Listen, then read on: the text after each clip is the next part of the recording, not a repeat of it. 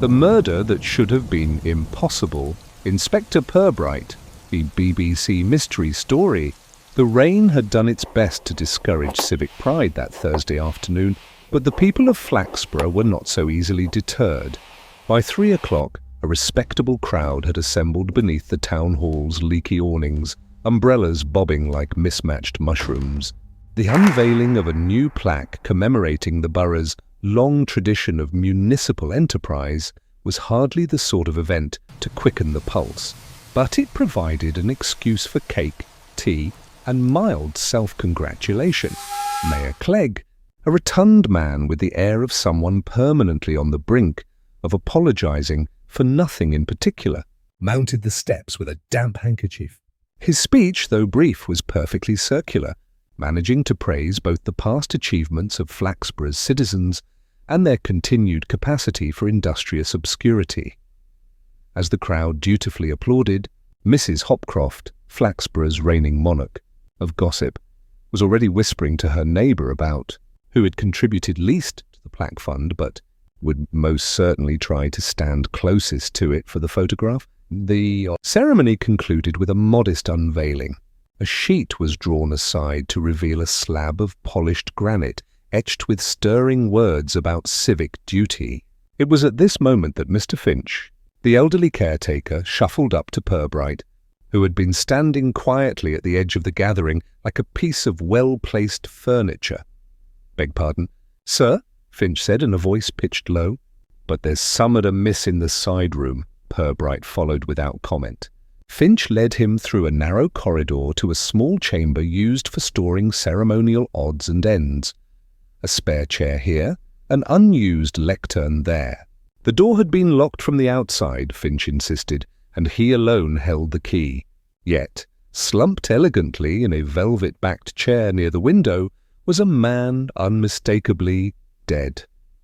The body was oddly peaceful, as though the man had merely closed his eyes during a tedious speech and chosen not to open them again. No signs of struggle, no weapon, and, as Finch shakily demonstrated, no way anyone could have entered or left unnoticed. The windows were painted shut, and the single door had been under observation throughout the ceremony. Purbright gazed at the scene with his usual mild detachment.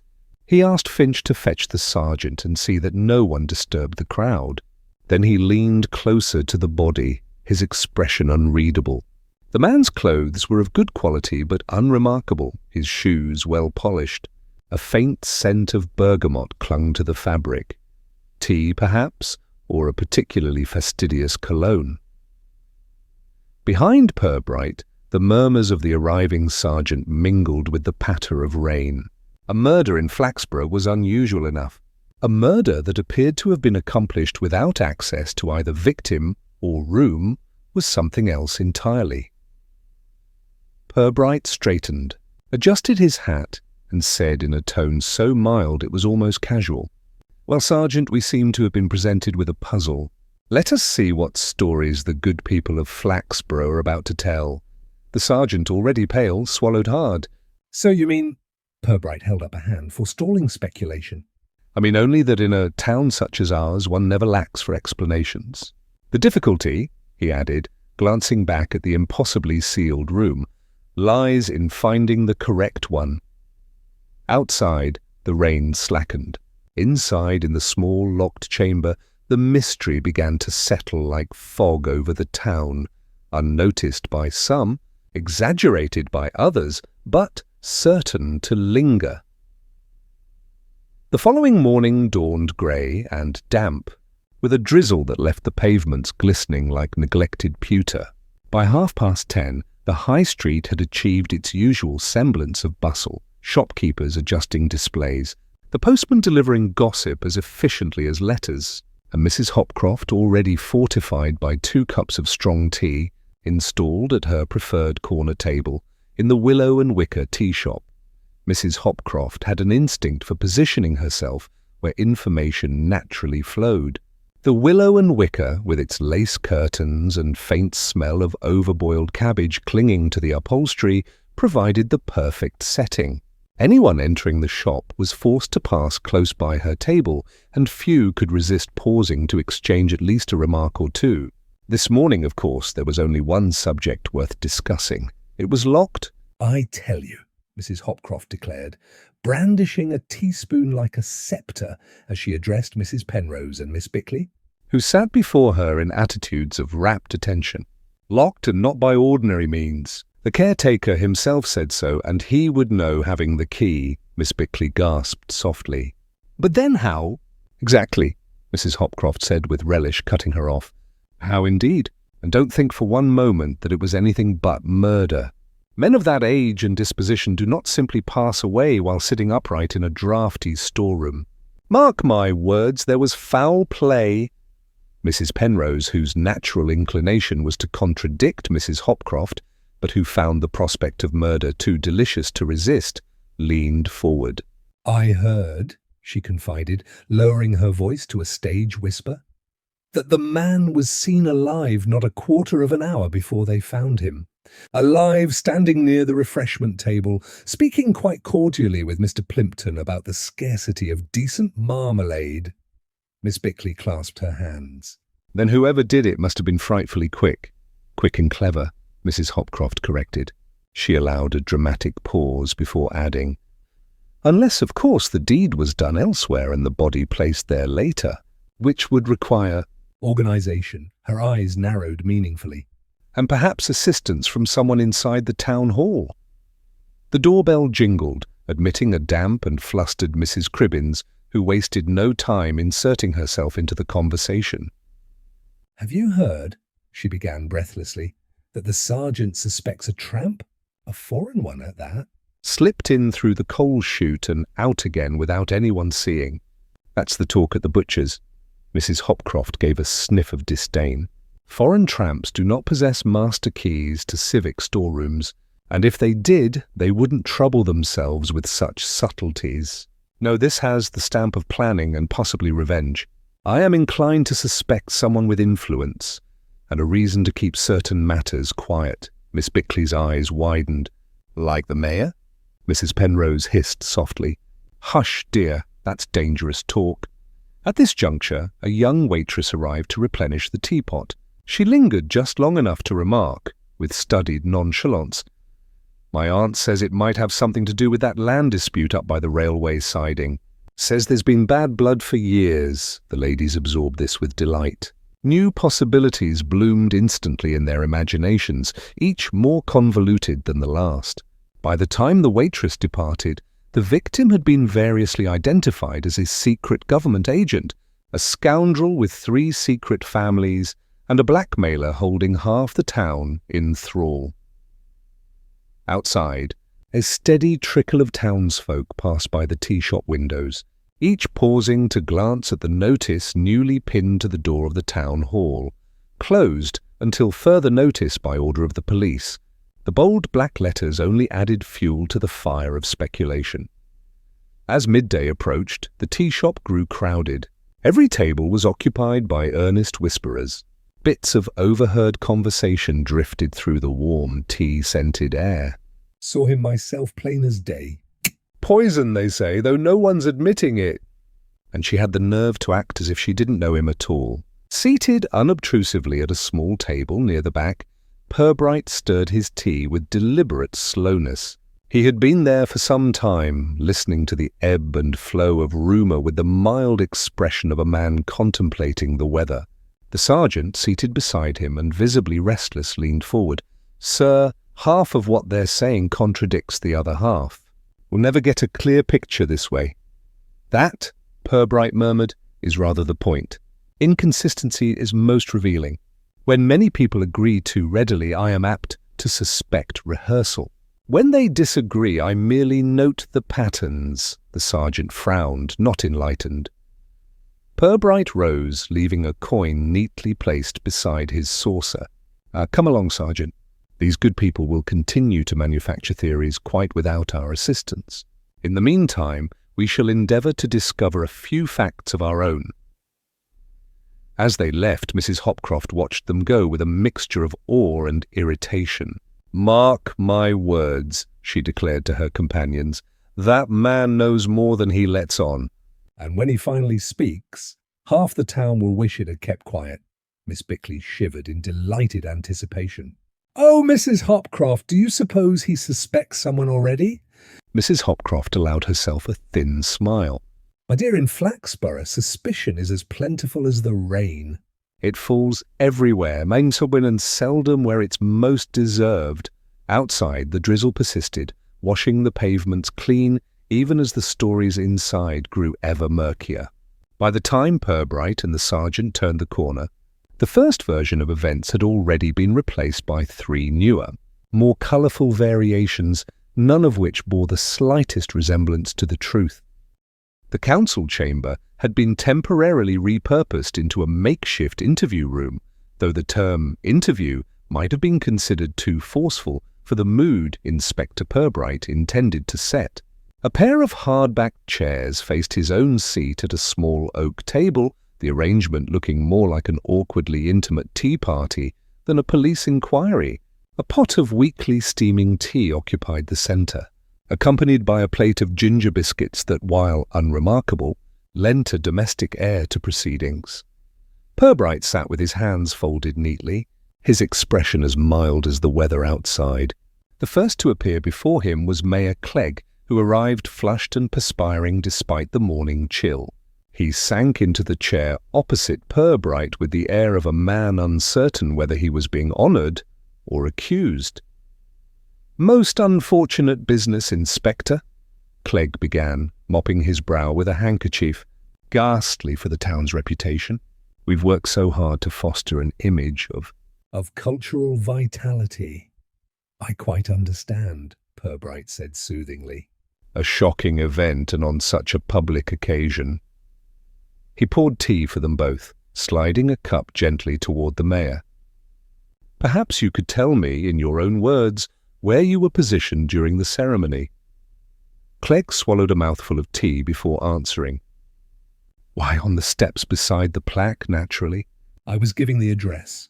"There must have been 40 people watching me. Surely that counts as an alibi if one needs such a thing." "Merely establishing the sequence of events," Purbright assured him. "After your speech?" "Afterwards I mingled for a bit, shook hands, accepted congratulations. I didn't go anywhere near that wretched storeroom. In fact, I was as startled as anyone when old Finch came scurrying up, whispering about a situation." Purbright inclined his head, making a brief note in his small leather book. "Did you happen to notice who was standing closest to the storeroom door while you were mingling?" Clegg hesitated. "Oh, dear. I suppose Mrs. Hopcroft might recall. I was rather occupied with greeting Councillor Blenkinsop. He has that dreadful habit of gripping one's hand until the knuckles protest." The mayor chuckled weakly, then faltered under Purbright's calm gaze. "No, I can't rightly say. But I assure you, Inspector, my duties kept me entirely in public view." "Of course." Purbright's tone was genial. But as he wrote another note, his eyes lingered thoughtfully on the mayor's damp cuff, where a faint streak of something darker than rainwater showed before being quickly hidden by the handkerchief. Once Clegg had been dismissed with polite gratitude, Purbright requested the presence of Mr. Edwin Liversedge, the council clerk. Liversedge entered like a man approaching an exam he had neglected to revise for. His thin frame seemed almost to rattle within his ill-fitting suit, and he clutched a ledger as though it might shield him from unwelcome questions. "Do sit down, Mr. Liversedge," Purbright said pleasantly. "A biscuit, no?" "Quite understandable." He waited until the clerk had perched on the edge of the chair, then began in a conversational tone. "You were responsible for some of the preparations yesterday, I believe." "Yes, Inspector." The keys, the chairs, ensuring the plaque was properly covered. "A great deal of responsibility," Liversedge added, his voice trembling on the final word. "And the storeroom where the unfortunate gentleman was found?" "I keep the key for that room," Liversedge admitted. "But yesterday it was with Finch, Mr. Finch the caretaker, because I was busy arranging the guest list." He twisted his fingers together. "I never went near the room once the ceremony began, truly," Purbright nodded slowly. Did you see anyone else near it? Or hear anything unusual? The clerk licked his lips. Well, I did hear a sort of clink at one point, like glass or metal, but I assumed it was just the tea things being carried about. And there was a draft. I thought it odd at the time. But then those old buildings always have drafts. He managed a nervous laugh that died immediately in the quiet room. You are certain Finch alone had the key during the event? Oh, yes, Liversedge said quickly, then faltered. At least I believe so. Finch is very particular about such matters. But, of course, others have access on ordinary days. The mayor, myself, Councillor Blenkinsop. Purbright let the list hang in the air before smiling benignly. Thank you, Mr. Liversedge. You've been most helpful. The final scheduled interviewee was Colonel Rupert Danby, a retired army officer whose moustache appeared to have survived its campaigns more intact than its owner's dignity. Danby marched in with stiff precision, heels clicking, and gave a salute that nearly upset the teapot. Colonel, Purbright greeted him, rising slightly. Thank you for coming. Always ready to assist law and order, Danby declared. Dashed business, this murder. Most irregular. Fellow looked perfectly sound when I last saw him. You were seated near the storeroom, I understand, Purbright said, indicating the chair. Danby sat, his back as straight as the chair's spindles, correct. Left flank, so to speak. Had an excellent view of proceedings. Didn't notice anyone sneaking about, if that's your concern. In the army, one develops an eye for covert movement. Purbright allowed himself the faintest of smiles. Naturally. Did you leave your seat at any point? Only when Mrs. Danby required me to fetch her shawl. She suffers from drafts. The Colonel's expression softened briefly before hardening again. I was gone mere moments, and the room was in full view when I returned. No skullduggery during that interval, I assure you. Quite, Purbright murmured. And you saw the victim alive beforehand? Indeed. He was sipping tea, looking as bored as a second lieutenant at a lecture. Had a word with him about the late trains. Perfectly civil, Purbright made a final note. Thank you, Colonel. Your clarity is most appreciated. As Danby departed, the sergeant exhaled noisily. All of them sound straightforward enough, sir. Purbright closed his notebook with care. Straightforward accounts are seldom without their tangles, Sergeant. A few small knots are already showing. His gaze drifted toward the rain-streaked window, where townsfolk hurried past, oblivious to the quiet unravelling of their certainties. The question is whether those knots are accidental, or deliberately tied, the sergeant frowned. Meaning, sir? Purbright rose, smoothing his coat. Meaning that even the most polite of conversations may conceal a lie, provided one knows where to listen. By late afternoon, the air in the council chamber had grown stuffy, heavy with the mingled scents of damp overcoats and institutional tea.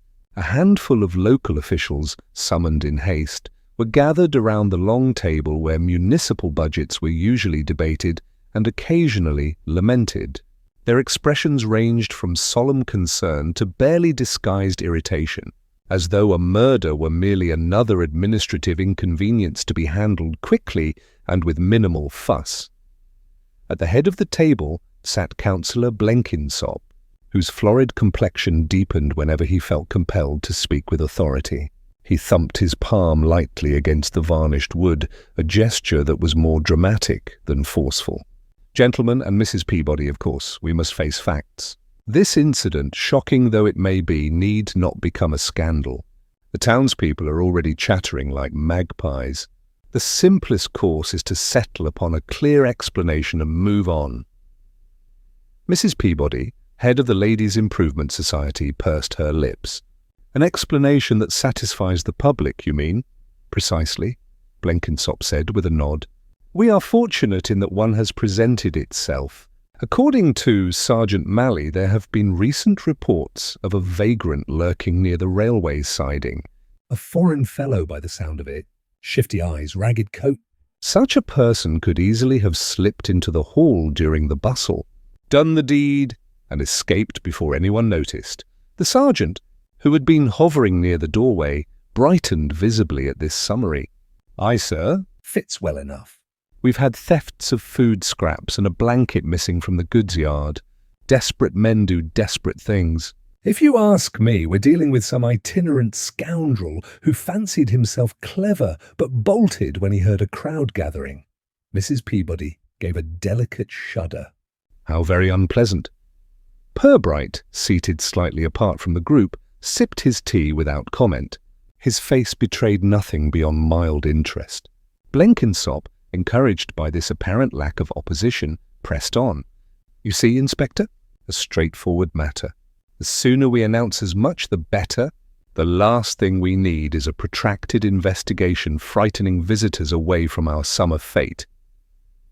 Sergeant Malley, emboldened, added, I can have my men conduct a sweep of the railway area tonight.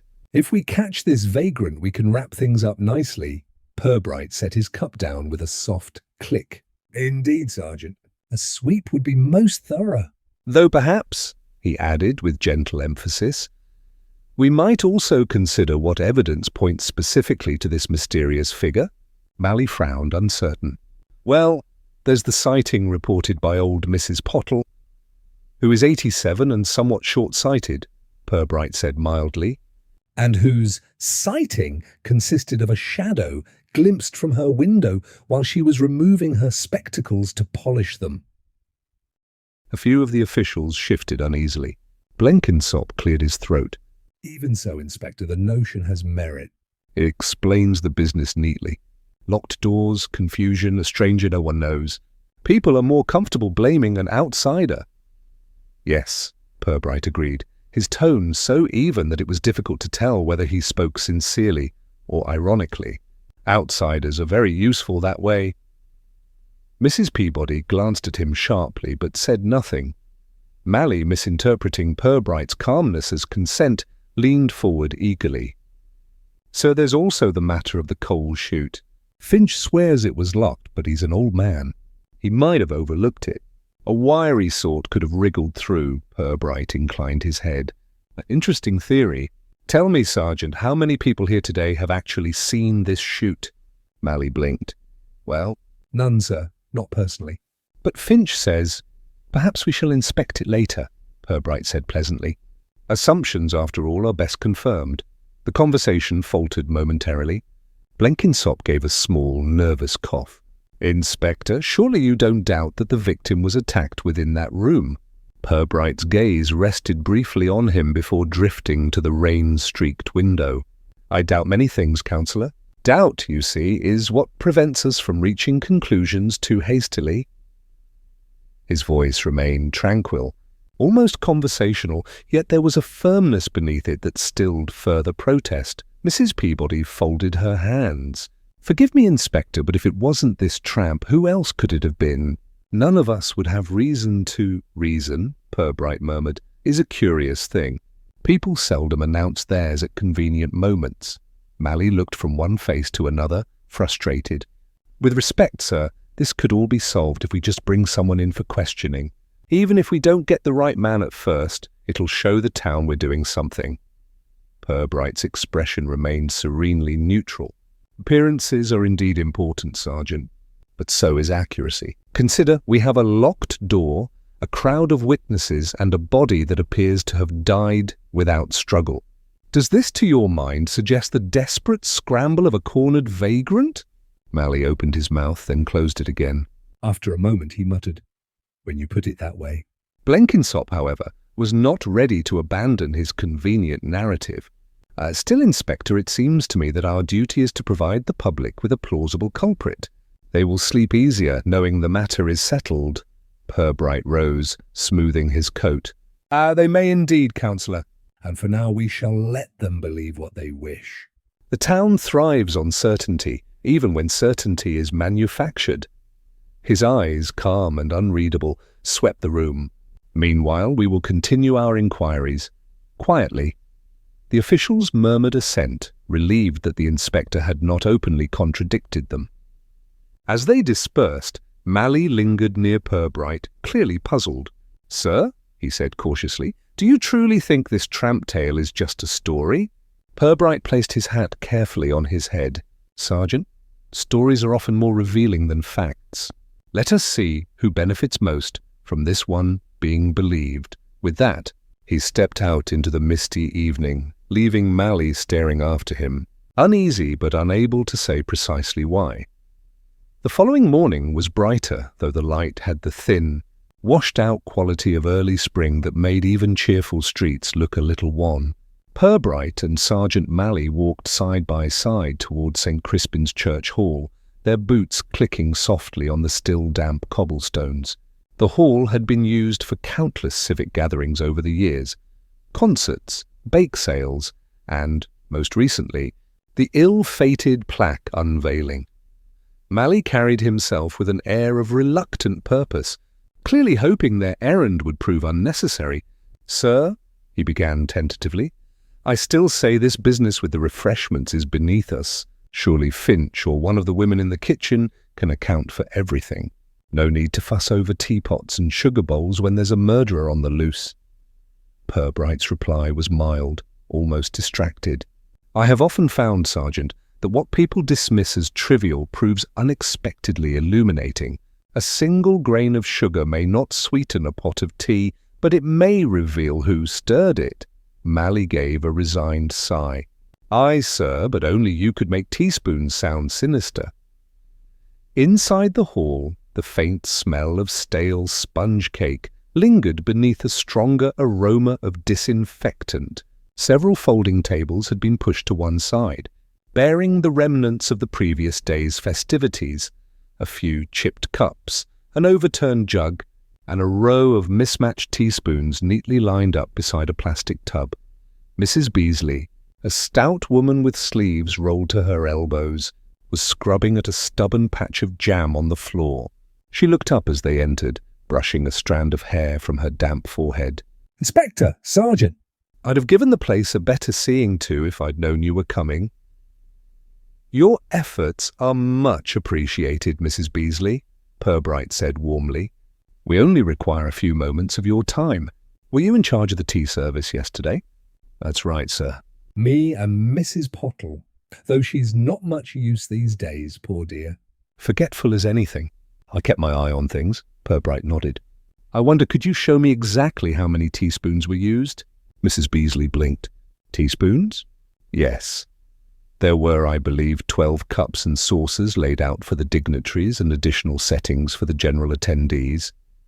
15 altogether," she said after a moment's thought. "I counted them myself when I packed up. Can't abide losing bits of a set. Splendid. Would you be so kind as to lay them out again?" Mrs. Beasley hesitated, clearly thinking this a strange request, but complied without protest. She fetched a box from beneath the table and began arranging the teaspoons in a neat row. Mally shifted impatiently, muttering under his breath. When she finished, Purbright studied the lines silently. "There were 16 spoons, he murmured. "Curious," Mrs. Beasley frowned. "That's odd." "Should only be 15. I must have miscounted yesterday." "Or," Purbright said softly, "an extra found its way into the collection." He bent to examine them more closely. 4 were plain stainless steel, the remainder ornate with curling handles and a faint floral design. The outlier, the 16th spoon, was subtly different. Same general style, but slightly heavier, the engraving deeper. "Do you recognize this one?" he asked, holding it up. Mrs. Beasley peered at it. "Looks like ours, sir. Maybe a replacement we bought after the jumble sale." "Perhaps," Purbright said, though his tone carried no conviction. "And where were these kept during the ceremony?" "In the kitchen, of course. We washed up as we went. Folk brought back their cups and spoons when they'd finished, and we wiped them straight away." Purbright's gaze remained fixed on the odd spoon. "You are certain no one lingered near the kitchen unobserved?" Mrs. Beasley pursed her lips. "Well, it was busy. Mayor went past once, and Mr. Liversedge fetched some sugar. Colonel Danby popped his head in to complain about drafts." "Can't say I noticed more than that," Mally groaned softly. "Inspector, it's just a spoon." "Someone must have mixed it in by mistake." "Indeed," Purbright agreed calmly, returning the spoon to the table. "Yet mistakes are often revealing. Tell me, Mrs. Beasley, were there any cups unaccounted for?" she thought for a moment. No, sir. All back in their places, though there was a smear of something odd on one saucer. Looked like lemon curd, but it weren't. I scrubbed it clean. Purbright inclined his head. You've been most helpful. Please don't mention our discussion to anyone else. When they had left the hall, Mally could no longer contain himself. Sir, forgive me, but how can a stray spoon matter when we've got a locked room and a dead man to explain? Purbright walked slowly, hands clasped behind his back. Consider, Sergeant. The room was sealed, the body discovered in apparent isolation. Our difficulty lies not only in discovering who committed the act, but how they could have done so unseen. If something, say a cup or a spoon, appears where it should not be, then perhaps something else was moved as well. Mally blinked. You think the spoon was planted? I think, Purbright said gently, that whoever arranged the scene took great care with appearances. Such care leaves traces. A single misplaced object may be the only crack in an otherwise seamless illusion. They reached the street, where townsfolk bustled past with curious glances. Mally shook his head, unconvinced. Seems a slim lead to me. Most leads are slim, Sergeant, Purbright replied, his voice almost amused. The difficulty lies in knowing which thread to pull. As they turned the corner, a shaft of pale sunlight caught the polished surface of the odd spoon, still resting in Purbright's pocket, gleaming like a secret waiting to be revealed. The following day dawned with a brittle chill that made the shop-front windows gleam like polished coins and the puddles in the gutters resemble thin sheets of pewter.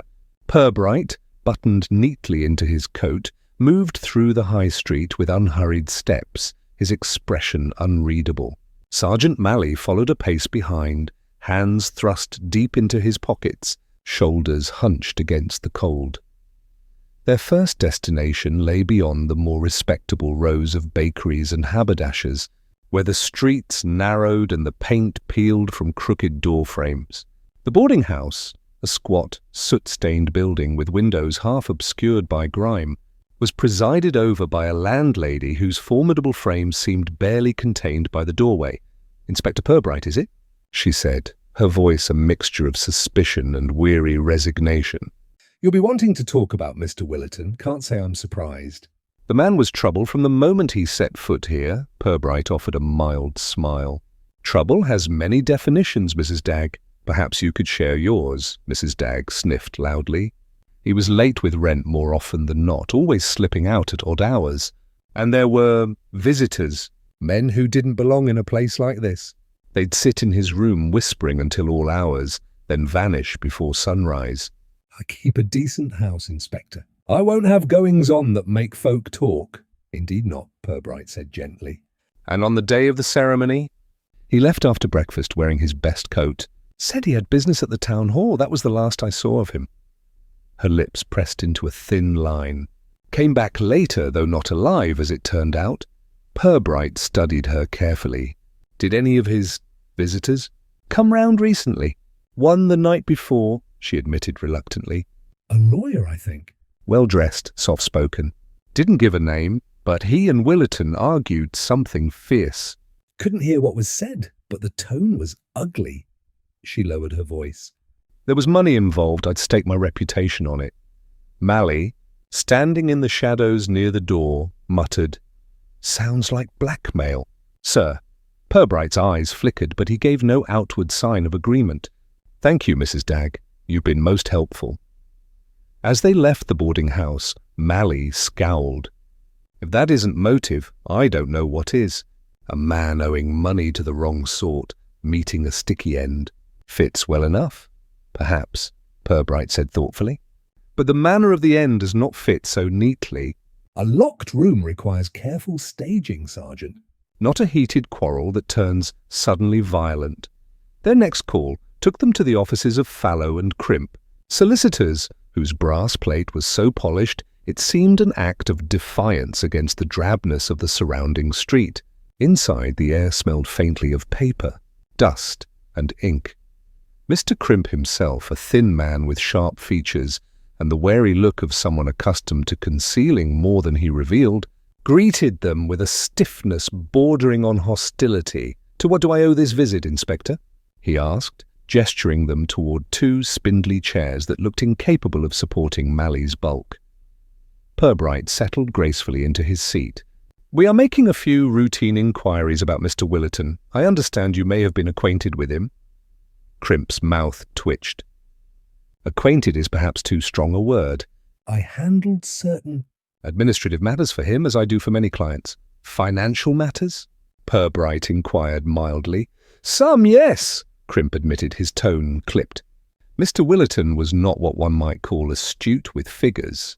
There were debts, disputes, a minor inheritance issue. Nothing out of the ordinary. Debts to whom? Crimp's eyes narrowed. "Confidentiality prevents me from divulging details. You must understand, Inspector, that our profession relies on discretion." Purbright's smile was faint but steady. "Of course. And yet when a man dies in unusual circumstances, certain discretions must occasionally yield to necessity." For a moment, Crimp's composure wavered. He reached for a paperweight, turning it over in his hands. "There were rumours," he said finally, lowering his voice. "Mr. Willerton may have been engaged in inducements, payments to ensure silence over past misdeeds. I cannot say more. Can you say whether anyone in this town might have felt threatened by such inducements?" Crimp hesitated. Several individuals could be described as vulnerable. A councillor, perhaps? A tradesman with a delicate reputation? Even a figure of some prominence? His gaze flicked upward, meeting Purbright's eyes for the briefest moment before sliding away. Mally leaned forward. "Are you saying the mayor was being blackmailed?" Crimp's expression hardened. "I said no such thing." Purbright rose smoothly, adjusting his coat. "You have been most forthcoming, Mr. Crimp. We shall not trouble you further, for now." Back on the street, Mally exhaled sharply. "He's hiding something, sir. Mark my words, that man knows exactly who had reason to kill Willerton." "Likely he does," Purbright agreed. "But knowing reason and knowing method are two quite different matters." They walked in silence for a few moments, the bustle of market stalls around them providing a noisy contrast to their thoughts. The scent of fish, onions, and wet wool mingled in the air.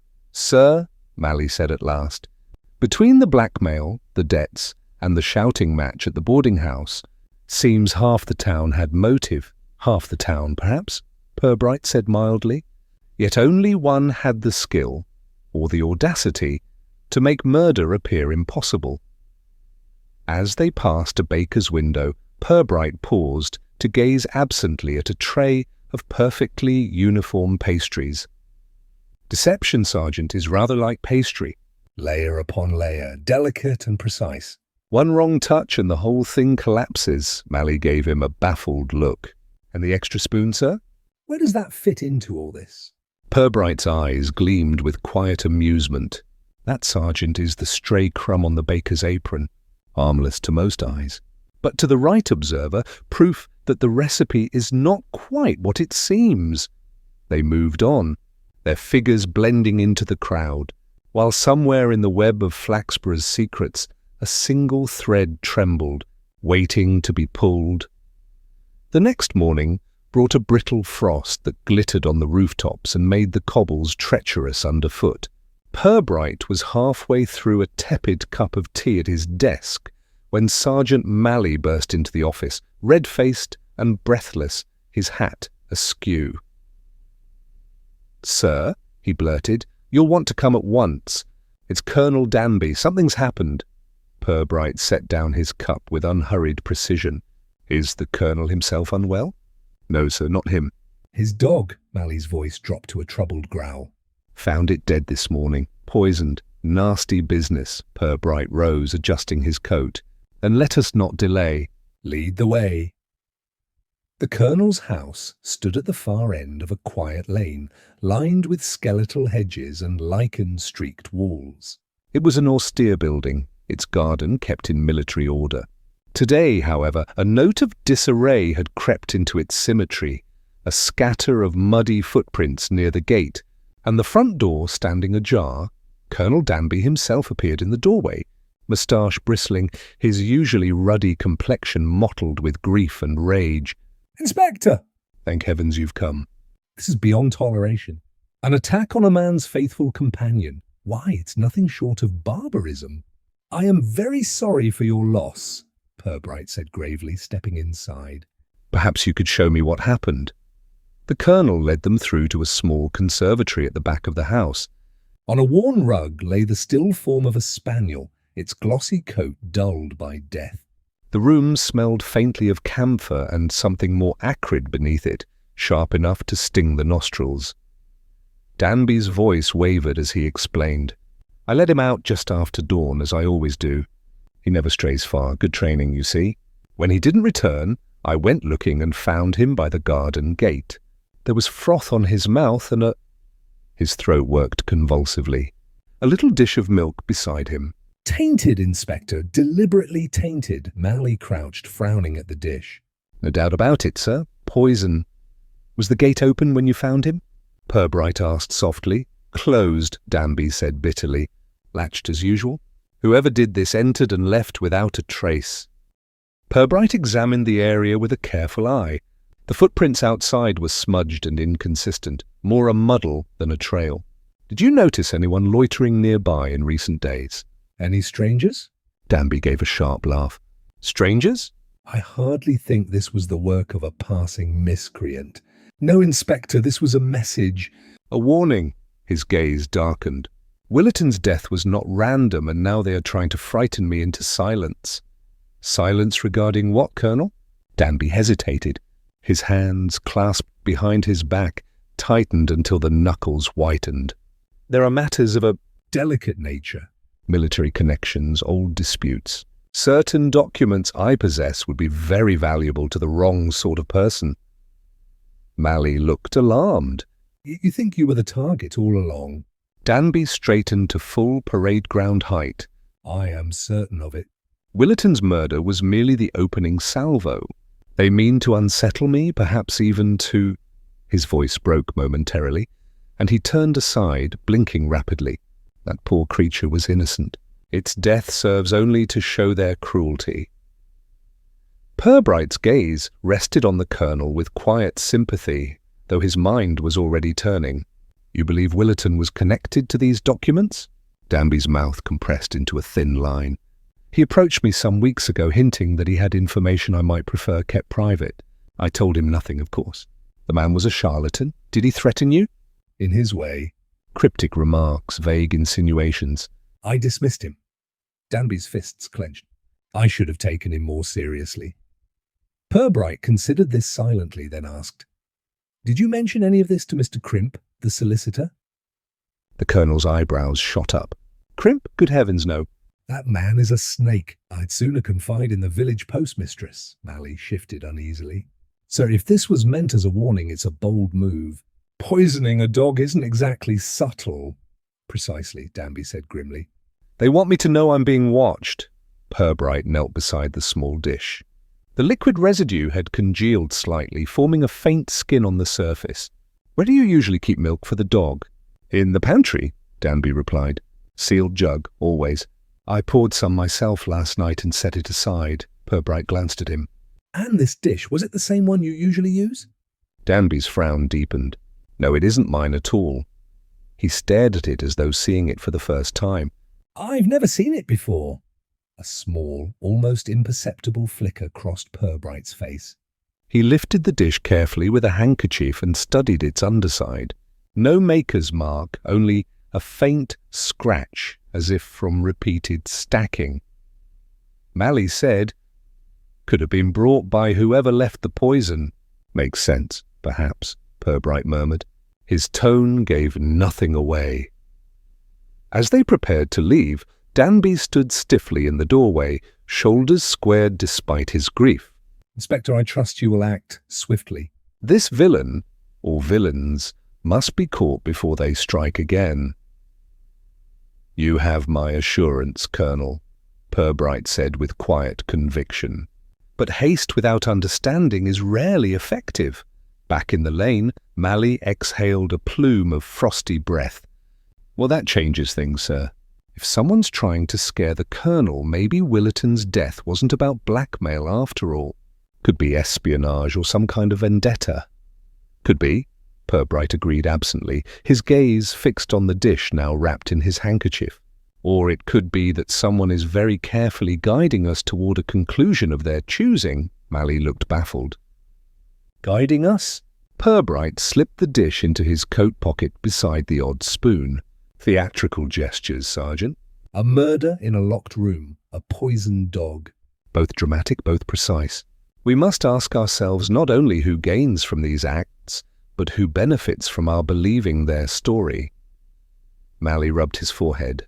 You make it sound like a play. Perhaps it is, Purbright said, a faint note of dry amusement entering his voice. And we are the audience, applauding at all the wrong moments. As they walked back toward town, the frost began to melt, revealing muddy tracks beneath. Somewhere behind them, Colonel Danby stood rigid in his doorway, a lonely figure framed by the perfect order of his garden, now marred by a single, chilling act of violence. The police station had long since fallen silent, its corridors holding only the faint ticking of a distant clock and the occasional creak of settling timbers. In his small, book-lined study, Inspector Purbright sat alone beneath the mellow glow of a single lamp. Outside, the night pressed close against the windows, the glass reflecting his solitary figure like a pale ghost. On the table before him lay a careful arrangement of objects, the odd teaspoon, polished and gleaming beneath the lamplight, the small dish from Colonel Danby's garden, its rim still faintly smudged, and a sheaf of notes written in his neat, restrained hand. Purbright studied them as one might study a puzzle whose final piece remains maddeningly absent. He leaned back in his chair and closed his eyes for a moment, allowing the events of the past days to unspool in order. Willerton leaving the boarding house in his best coat, the crowd gathering beneath the rain-darkened awning, the mayor's circular speech, Finch's pale face as he whispered of a body behind a locked door, the whispered theories swirling like autumn leaves through Flaxborough's tea shops. And now a poisoned dog, its death as deliberate as a signature on a letter. Each incident had its own shape, its own emotional resonance. Yet when Purbright set them side by side in his mind, they did not quite fit. They overlapped awkwardly, as though belonging to two different pictures forced together. The locked room itself remained the most beguiling element. He pictured it again, the narrow window painted shut, the single door under constant observation, the still figure seated as though dozing through an interminable sermon. No sign of struggle. No signs of forced entry. Everything too neat, too composed. Even the position of the chair seemed almost theatrical, as though arranged for an audience. Purbright opened his eyes and gazed at the teaspoon. It seemed absurd, this small, gleaming thing, to command such weight in his thoughts, and yet there it was, one too many among its fellows, incongruous by the tiniest degree. A mistake, perhaps, or a careless substitution. Or, more intriguingly, a deliberate signal disguised as carelessness. He lifted it between thumb and forefinger. It was slightly heavier than the others, with a deeper pattern etched along its handle. The kind of difference most people would never notice, particularly in the flurry of cups being passed back and forth. But Willerton had noticed things, if Mrs. Dagg's account was to be believed. He had noticed weaknesses, hidden desires, the small indiscretions people preferred to forget. Purbright set the spoon down beside the dish and allowed his thoughts to wander through the intricate social web of Flaxborough.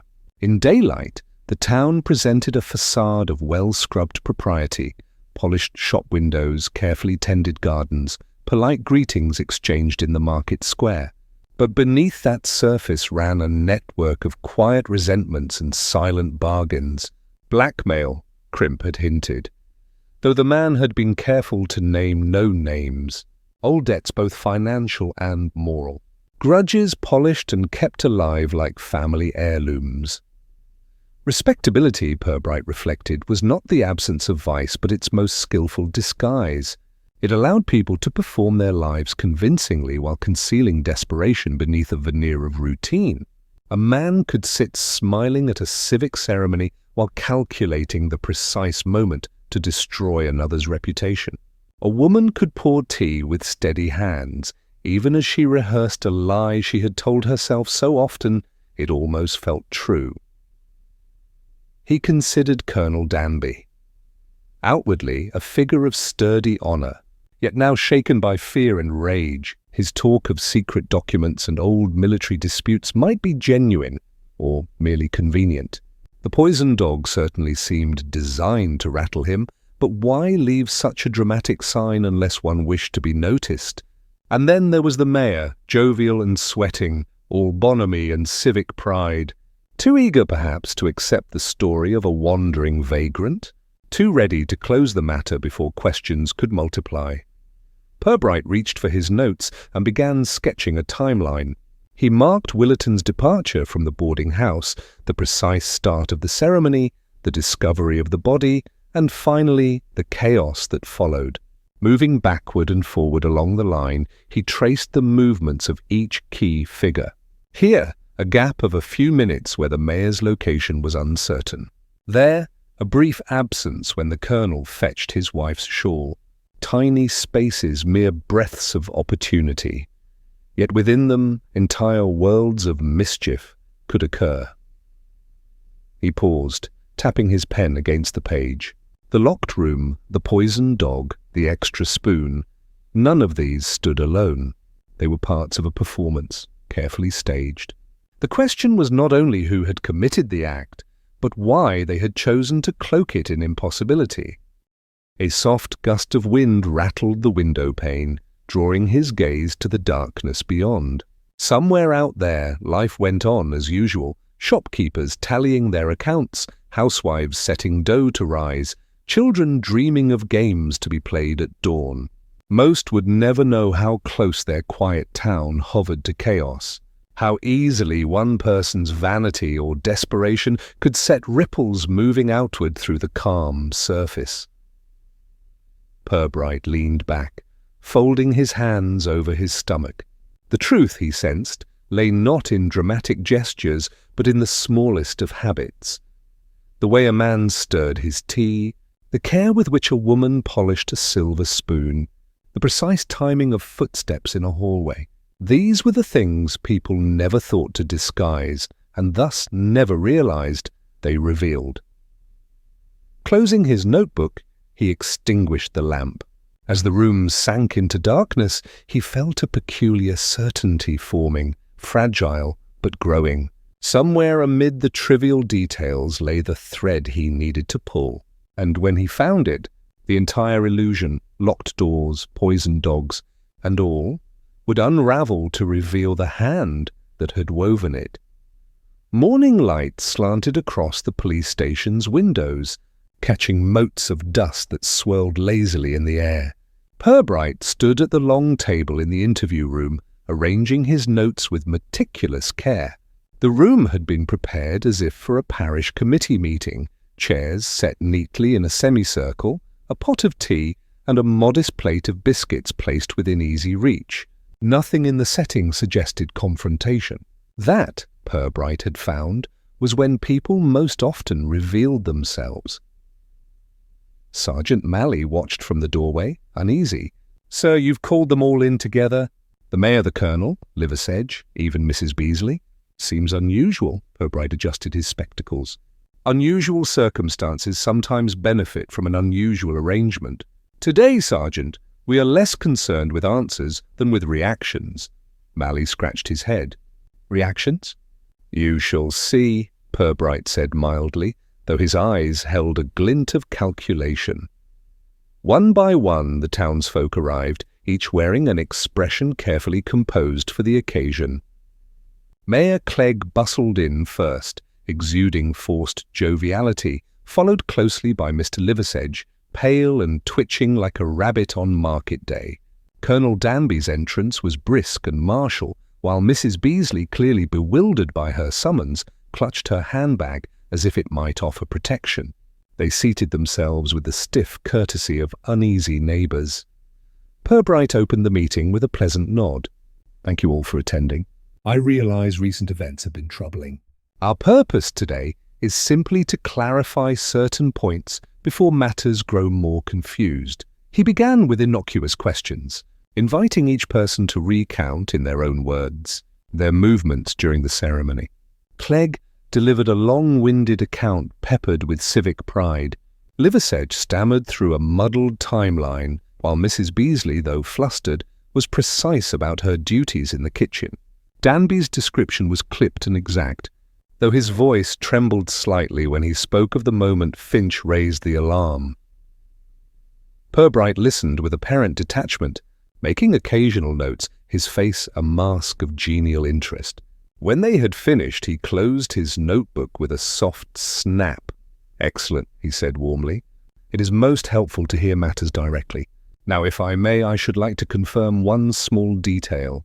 He turned toward Colonel Danby, his tone casual.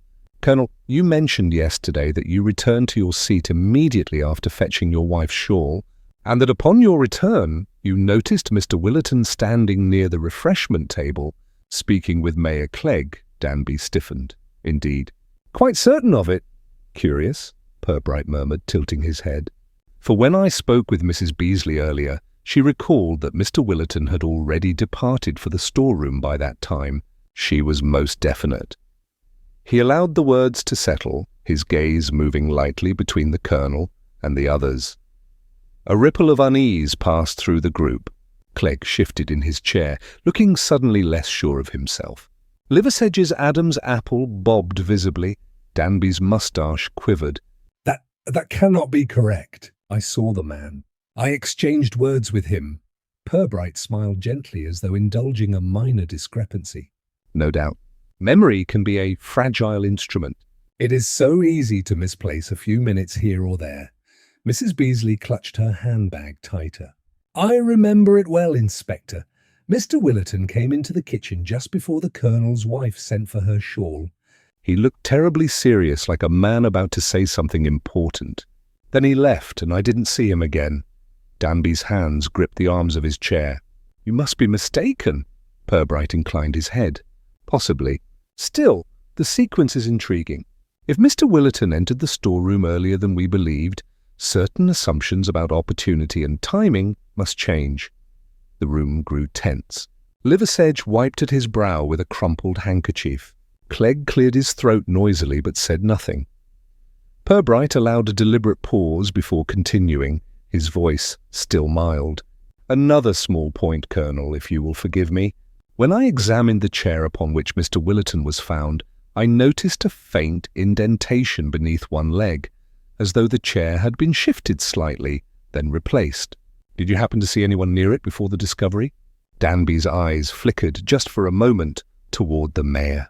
It was a glance so swift it might have been imagined, but Purbright caught it. "No," Danby said quickly. "No one at all." Purbright gave a thoughtful nod, as though the matter were of no consequence. He poured tea for the group, passing cups with practiced politeness. "Tea often steadies the nerves," he said pleasantly, watching closely as each person accepted their cup. When he reached Clegg, the mayor's hand trembled ever so slightly. A few drops spilled onto the saucer, though he attempted to laugh it off. "Terribly clumsy of me," Clegg said with forced cheer. "Old fingers, you know." "Of course," Purbright replied.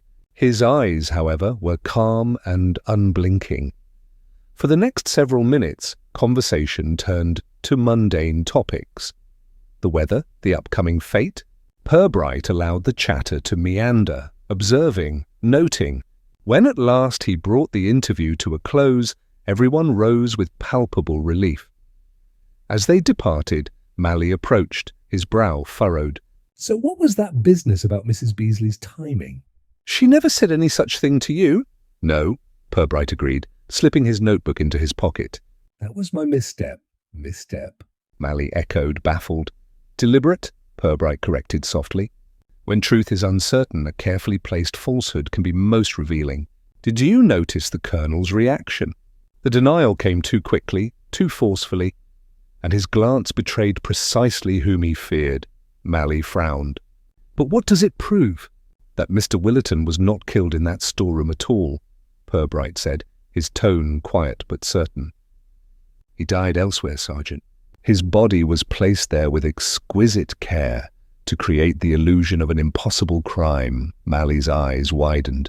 "Then the locked room, an illusion," Purbright repeated. "As is so often the case, what seems most secure is merely what we are meant to believe." He glanced toward the door through which the others had departed. "And now we know whose belief wavered when the script was altered. That, Sergeant, tells us who wrote it." Malley swallowed hard, sensing the pieces shifting into place, though he could not yet see the whole picture. "So you've got your culprit." Purbright's lips curved in the faintest of smiles. "I have the author, yes. The ending, however, remains to be staged." With that, he picked up the odd teaspoon from the table and slipped it into his pocket beside the dish, his mind already shaping the final act of the performance. The main hall of the town hall had been cleared of its usual clutter and dressed with a certain sombre dignity. Chairs were arranged in a semicircle, the polished plaque gleaming faintly on the wall behind them. Afternoon light filtered through high windows, catching particles of dust that floated like pale motes in the air. It was a scene that felt oddly theatrical, as if the hall itself anticipated a final act. Mayor Clegg sat in the centre, his hands clasped tightly together, knuckles pale. Colonel Danby occupied the seat beside him, stiff-backed and grim, while Mr. Liversedge perched nervously on the edge of his chair, spectacles slipping down his nose. Mrs. Beasley was there as well, clearly bewildered by her presence among such company, and Mr. Crimp the solicitor sat apart, lips pursed in perpetual disapproval. Sergeant Malley stood near the doorway, his posture alert, though he seemed almost as uncertain as the others. Inspector Purbright entered with his usual quiet composure, a folder tucked beneath his arm. His expression was calm, even genial, but his eyes carried a gravity that made several of the seated figures shift uncomfortably. He placed the folder on the table and rested his hands lightly upon it. "Thank you all for coming," he began, his voice even and courteous. "We meet here today, not to accuse in haste, but to untangle a series of events that have caused great distress to our community." "A man is dead. Another has suffered a grievous warning, and the good name of Flaxborough trembles beneath rumour and uncertainty." "It is time," he added gently, "to draw back the curtain." A ripple of unease passed through the group. The Colonel's moustache twitched. Clegg cleared his throat, though no words emerged. Purbright continued, his tone conversational, almost soothing. "From the beginning, this matter has been clouded by a most beguiling illusion, that of the locked room. Mr. Willerton was discovered seated in a chamber whose door had been under constant observation, whose window was painted shut. The natural conclusion was that he died there, alone and unseen, the act inexplicable." He paused, allowing the weight of that assumption to settle. "But let us consider instead the possibility that Mr. Willerton's body was placed there. If we remove the certainty of where he died, other pieces begin to fall neatly into place." Mrs. Beasley gasped softly. "Placed there? But how, why?" Purbright inclined his head. "Why indeed?" "The purpose of an impossible crime is not merely to conceal guilt, but to direct suspicion away from where it properly belongs. While we argued about locks and windows, we were carefully guided to overlook the far more ordinary comings and goings of the living." He reached into his pocket and withdrew the odd teaspoon, holding it up so it glinted in the pale light. "This humble object was our first true clue. When I counted the utensils returned to the kitchen, I found one too many, a trivial matter easily dismissed unless one asked why an extra spoon should appear. It suggested that two separate tea services had been in play, one genuine, one prepared in advance." Mrs. Beasley blinked in confusion. "Two services?" "But there was only the one table." "Precisely," Purbright said softly. "To all outward appearances, only one. But in fact, a second set of cups and spoons was arranged elsewhere, out of sight. When Mr. Willerton was given his tea, it came not from the pot in the hall, but from a different source entirely. In that cup was a dose of poison carefully measured. He drank it unsuspecting, believing it as harmless as the rest. Once the poison took effect, he collapsed, not in the storeroom, but in a private location nearby. And while the crowd's attention was focused on speeches and ceremony, his body was carried into the storeroom through a momentarily unlocked door, seated neatly in a chair, and the scene arranged to suggest death had occurred there. Mally's eyes widened. Then the locked room. An illusion, Sergeant, Purbright said gently. The lock was applied afterward. Our caretaker, Finch, believed himself vigilant, but a key can be borrowed briefly without its owner's knowledge, particularly by someone in authority. At this, Clegg's complexion deepened alarmingly. Are you suggesting Purbright raised a calming hand. I suggest only that opportunity lay with those trusted to move freely through this building, which brings us to motive. His gaze travelled deliberately across the faces before him. Mr. Willerton was a man who collected secrets as others collect stamps. Blackmail is an ugly word, yet it describes his occupation precisely. Several among you feared what he might reveal. Colonel Danby, for instance, was approached with veiled threats regarding certain sensitive military documents. The colonel bristled. I never paid him a penny. No, indeed, Purbright said mildly. And that refusal may have sealed his fate. Or so he believed. But Willerton's true target lay elsewhere. He had uncovered financial irregularities in the accounts of a certain civic fund, irregularities which, if exposed, would ruin both career and reputation. Purbright turned his eyes to Mayor Clegg. You, sir, we're responsible for that fund. Clegg's lips trembled. I never meant for harm to come of it. A few transfers, temporary only. The fate was struggling, and I thought Willerton saw an opportunity, Purbright said, his tone almost compassionate. He demanded silence money. But you could not meet his terms without risking discovery. Thus a solution was devised. If Willerton were removed in spectacular fashion and the crime made to appear baffling, attention would scatter like startled birds. A tale of a foreign vagrant, a locked room, a poisoned dog. Dramatic, yes, but carefully crafted to mislead. The colonel shot to his feet. The dog! You mean to say, an unfortunate creature, sacrificed to deepen our belief in a phantom menace, Purbright said gravely. A dish of poisoned milk introduced by the same hand that once prepared the fatal tea. It convinced you, Colonel, that you were the next target. Your anger and fear provided exactly the distraction the culprit required. Mrs. Beasley covered her mouth, horrified. Liversedge made a faint whimpering sound. Purbright set the teaspoon down on the table beside the dish of milk. These two objects are the key. The mismatched spoon revealed that a false tea service existed. The unfamiliar dish proved someone had brought their own container, both for the dog and, earlier, for Willerton's cup. The same meticulous mind planned both acts. Clegg sagged in his chair, his facade of bluster crumbling. It wasn't meant to go so far. I only wanted to frighten him at first, to make him leave town. But he laughed at me, said he'd double his price. I couldn't let him destroy everything I'd built. Mally stared at him in disbelief. So you poisoned him, staged the room, and blamed it on a tramp? Clegg buried his face in his hands. I told myself it was for the good of Flaxborough. One clean break, no scandal, no endless whispering. I didn't know about the dog until afterward. That, he broke off, shaking. Purbright's voice remained calm, almost sorrowful. In striving to preserve the town's reputation, you ensured its corruption would grow deeper. Respectability built on deceit cannot stand forever. He gestured to Mally, who stepped forward reluctantly. Sergeant, please take the mayor into custody, quietly. There has been enough spectacle. As Clegg was led away, the others sat in stunned silence. Purbright gathered his notes, his movements precise and unhurried. The curtain has fallen on this performance, he said softly, more to himself than to the room. Let us now return to the quiet business of truth, which has no need of applause. He picked up the odd teaspoon once more, slipped it into his pocket, and walked from the hall. leaving behind a silence far heavier than any applause could ever have been.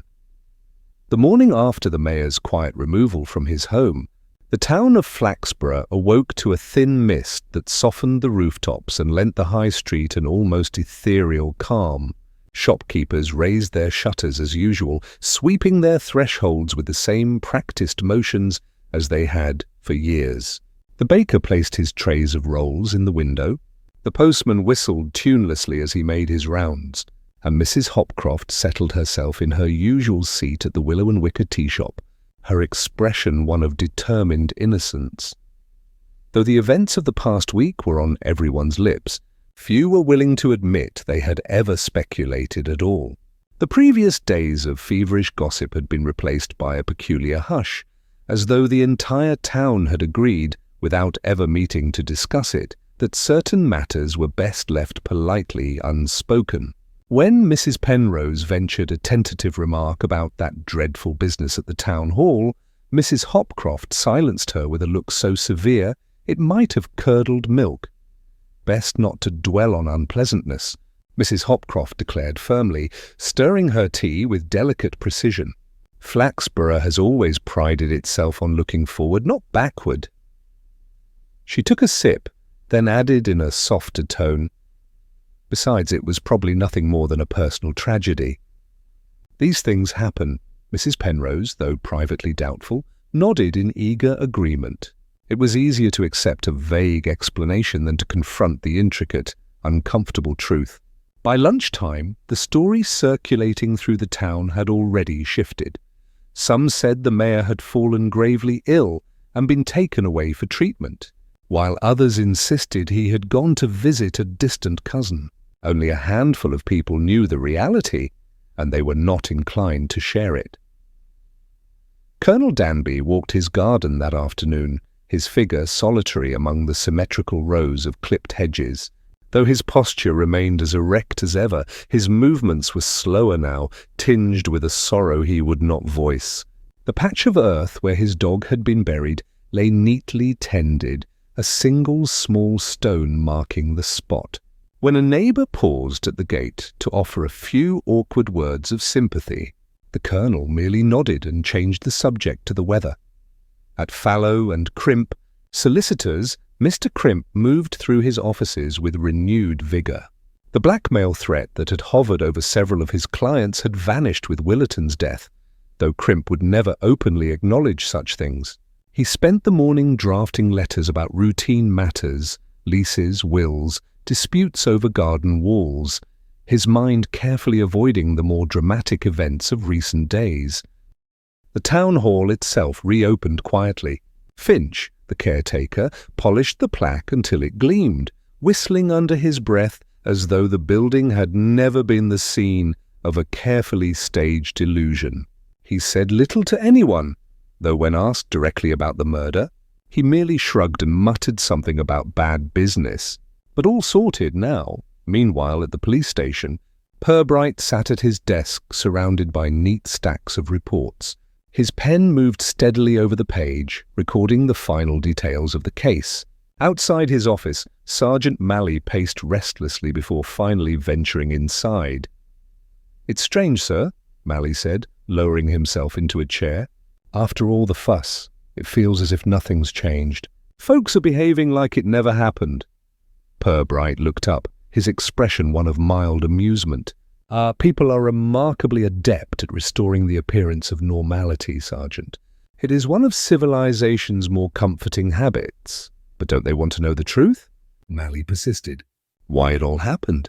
How it was done? Not especially," Purbright replied, returning to his writing. "The truth is messy and unsettling. A neat illusion, however false, allows them to continue their lives without discomfort. That is why locked-room mysteries appeal so strongly to the imagination. They suggest that there is a clever trick behind the chaos, rather than chaos itself," Malley frowned. "And the mayor?" "Will face justice quietly," Purbright said. "There will be no trial that risks airing too many unpleasant facts. A statement will be issued in due course, suitably bay. In time, even that will fade into a line in the borough's history, No more remarkable than a particularly heavy snowfall. He set down his pen and leaned back, regarding the odd teaspoon resting on the corner of his desk. Its polished surface caught the light, a small, unassuming relic of the deception it had helped unravel. "That spoon, sir," Mally said, following his gaze. "Hard to believe something so small solved it all." "Most truths are revealed by small things," Purbright said gently. "People leave traces of themselves in the tiniest details. A misplaced spoon, a careless glance, the way they stir their tea. They may think they are acting, but their habits always speak louder than their words." Mally nodded slowly, though he still seemed puzzled. "Suppose you hadn't noticed it?" Purbright's mouth curved in a faint smile. "Then, Sergeant, we should all still be discussing foreign vagrants and impossible rooms, and the town would sleep easier for it."